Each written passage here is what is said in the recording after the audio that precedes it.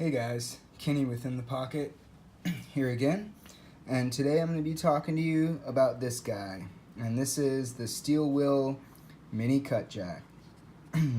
This is the D2 version, as you can see.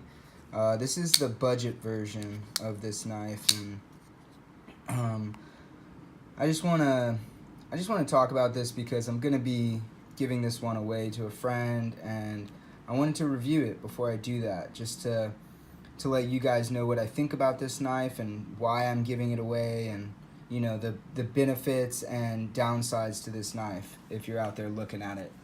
And as you well know, most of the time I'm reviewing American-made knives, mostly in the Benchmade Spyderco fashion.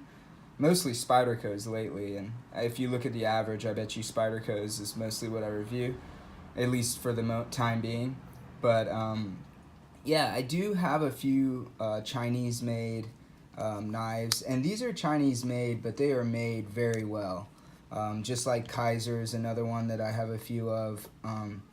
I love to support our American-made products, but you know, when you get something like this for such a great cost and the quality's still there, you get something like D2, which is a really great steal for the price, and I mean, it's just a great value, and I'm a user, so anytime I see a great value, I'm a sucker for a good value. So I gotta say, this is why I bought this knife, and it worked well for what it was.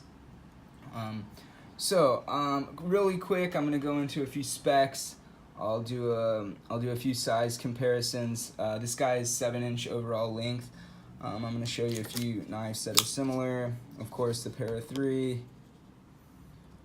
As you can see, that guy's got about the same blade length, but more cutting. I don't know. Probably a very similar cutting edge. These knives are very similar. A little bit longer in the handle. Yeah. Maybe a little bit more cutting edge on the Para 3. But yeah, let me go ahead and bring in, let's bring in another Mini, the Mini Griptilian. Very similar in size, handle, but you're going to definitely get more cutting edge out of the Griptilian. Let's go ahead and bring in a few different ones. Alright, and that's the Benchmade 940. Definitely got a longer handle and blade on that guy. And then, of course, the Modus, which is right there. You know, just pretty much a larger version of this without the finger choil and stuff like that, and a sheep's foot blade. But let me go ahead and move on. The Kaiser Gemini. Longer blade, a little bit longer handle on the Gemini. And just for good measure, let's go ahead and bring in the Paramilitary 2. Definitely a larger knife. This is the S110V version. Alright, so let's move right along. I'm going to go ahead and put the specs on the page. And you know how I do that. I don't want to waste your time reading off specs. But I will go into detail with some of the more important specs. First off, I want to say this was, as far as carry goes, this knife is decent. It's not amazing. Doesn't carry super deep in the pocket. You know, you got a lot of knife hanging out there, which some people like. I don't really prefer that. It also has this FRN handle that will eat your pocket up under this clip, which I'm not too worried about, but it's definitely got some texture, and it's gonna eat at the top of your pocket. But yeah, I mean, I didn't mind the carry on this guy, but it's not very thrilling, and it's okay. I was gonna get the deep carry clip, but I never did. I just kept carrying it like this. There are a few out there that you can get on eBay. As far as action on this guy, it's okay. It's not amazing. It's great for what it is. It works decent as a light switch, and then it works the best push button. It does have some jimping there on the flipper tab, so it does flip pretty well. but it's on bronze phosphor bronze phosphor bronze washers, so it's not exactly, it's not ball bearing, so it's not going to fly out of there. But I will say, the Modus, which is on the same washers, comes out much better, or at least the one I got. This thing, I've never probably failed to deploy it properly. It comes flying out of there, probably due to the larger blade, heavier blade, but the action is a little smoother. I mean, you can see how fast that thing comes flying out, whereas this guy just kind of putters out. But yeah, I mean, it's not amazing action, but for what it is, it's pretty good. If I do it with my left hand, you can see, like, I got it that time, but it's definitely, I kind of gauge it by my left hand if it's someone that's not a knife user, whether they'd be able to flip it out. But I've actually gotten much better with my left hand with this knife, so I seem to be deploying it okay. Still, it's not clicking out. You can't hear it snap out like you can with my right hand. So yeah, not amazing action, but good enough for what it is. And you can pinch grip it too. I do bring it out like that if somebody is around and I don't want to flip it out. You can pinch grip it out. So yeah, another way to deploy it. The blade on this guy is actually pretty excellent. I do love how this thing slices. And as far as the thickness goes, the specs say 0.12. Let's see what that is. Go ahead and get into inches.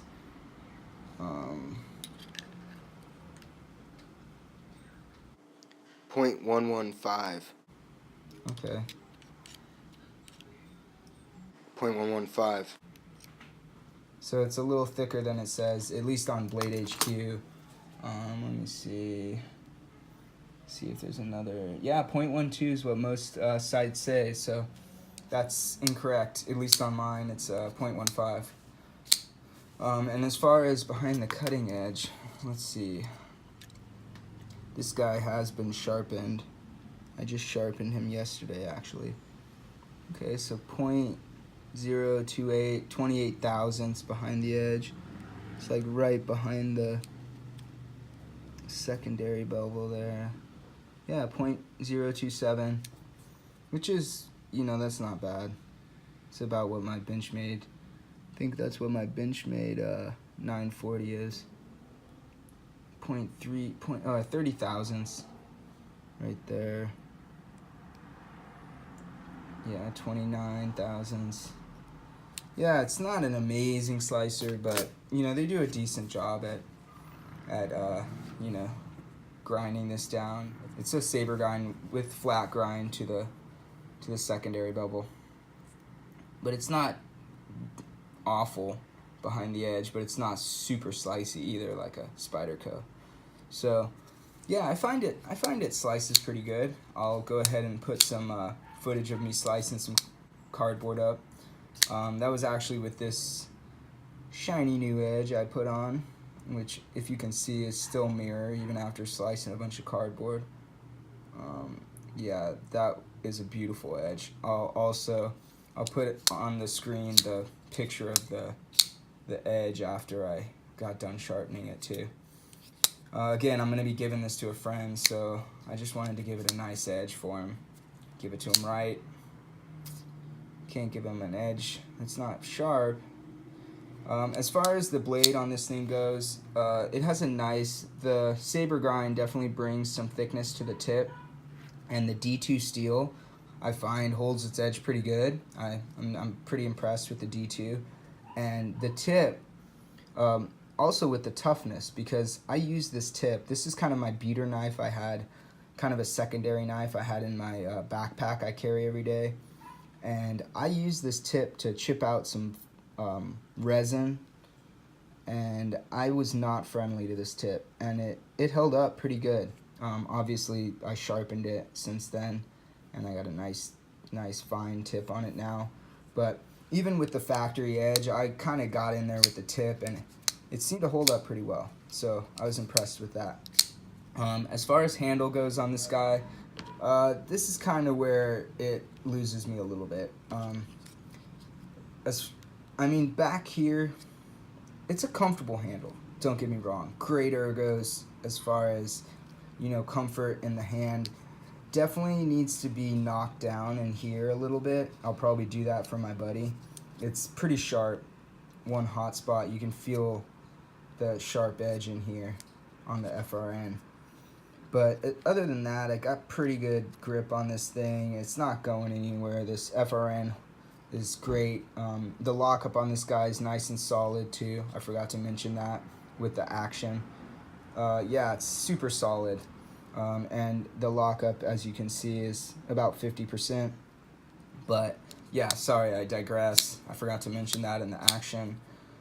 Yeah, so this handle, it's got a decent thickness. It's on websites, it says 0.44. Let's see if that's correct. 0.458. 0.465. Yeah, so it's a little thicker than they say on the websites, but it's not bad, and in pocket it's pretty good. In hand, it fills the hand pretty good. It's a little short. And in saying that, there's a few other ones that I could bring into this picture that, the mini grip. It's about the same how you grip the mini grip, but this is definitely better in hand, I gotta say. The rounded scales, the rounded handle fits much better in your hand, and this is a bit better ergonomics for sure. I'm not gonna compare those two guys, but this one's flat, it's not as rounded. Doesn't fit as well as the grip, but it's it's about the same length. So if your hand barely fits on the mini grip, you know that this guy's just barely gonna fit.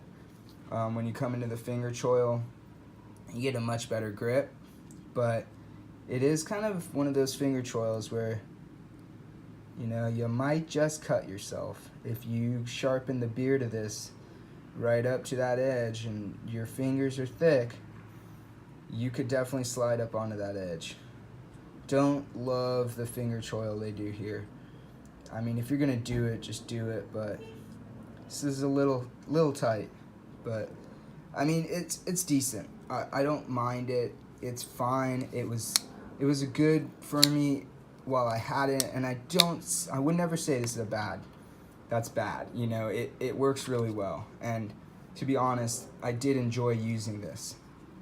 It's just I'm nitpicking here, guys. I'm really just being critical, because that's what I'm here for. I want to tell you guys what you might find. If you're a critical person too, you're probably going to notice these things that I notice. And to be honest, this is a nice knife, but why I'm getting rid of it, and the reason this guy's going away, is because of this guy right here. Before I got this guy was excellent for what I got it for, which is like $38.99 is what you'll get them at most retailers, and on Amazon or eBay. $38.99 is about the going price. This guy's about the same, and although he's heavier, I didn't go into that. Also, some sites say this guy's 3.01 ounces. Some sites say that this is 2.89 ounces. I'm gonna put that to rest right now for you guys. I'm gonna bring this scale in, make sure we're zeroed. We're zeroed. 3.01. Alright, so Blade HQ is correct. 3.01 on this one, guys. Let's see what the Modus is. 3.37. So for, a third of an ounce more, not just under a third of an ounce, not even a third of an ounce, you're getting that much more blade, which, let's get the scale out of the way. Let me just show you. So you're getting about a 1/4 inch more blade out of that guy, being probably a little bit more than that, but I'm being just a little undercutting it. But yeah, dude, this blade is just so much, the action's so much smoother, The handle is that much more comfortable because of the extra real estate here, and it does have an extra little notch there where I actually do really enjoy the way that feels. Sometimes when you get too much going on in the handle, it forces you into one grip. I don't think that's what this is. It's just subtle, and it fits really excellent in the hand. It's still thin, kind of like this guy is. It's not like with the Griptilian where it has a rounded contoured handle where it's going to fill it. But man, this guy just feels excellent in hand. And the action being as good as it is, I can even, let this guy fall shut after shaking it shut. Excellent action on this guy. And I mean, dude, any way you want to do it, this thing just flies out of there. Excellent action. Amazed with the action on this guy. And again, D2 steel, which is a great steel. It's a great steel for a budget. I mean, especially for the price you're paying here. I mean, this steel holds its edge for an extra, a great long time. On par with like S30V and stuff like that. It's not as corrosion resistant as S30. But I mean, excellent, very hard steel with a lot of carbon and chromium. I mean, not chromium, but it has a fair amount of chromium in it too. Amazing, guys. For $38.99 or whatever. I mean, both of these knives are great. I'll come back. I'm gonna review this guy later for you guys.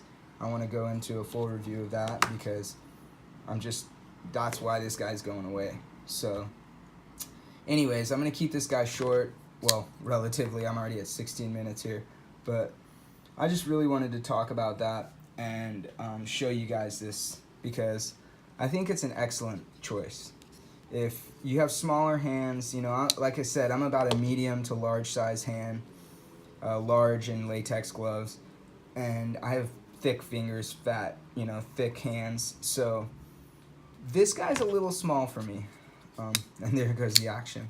This guy's a little small, but it's not horrible. It's good. It's decent. But it could be a little better. And it is in this guy right here. And I probably would like the regular Cutjack, but honestly, I don't even want it after seeing this guy. I don't need a finger choil in a knife like this. It's not like you're that far from the cutting edge. I don't know.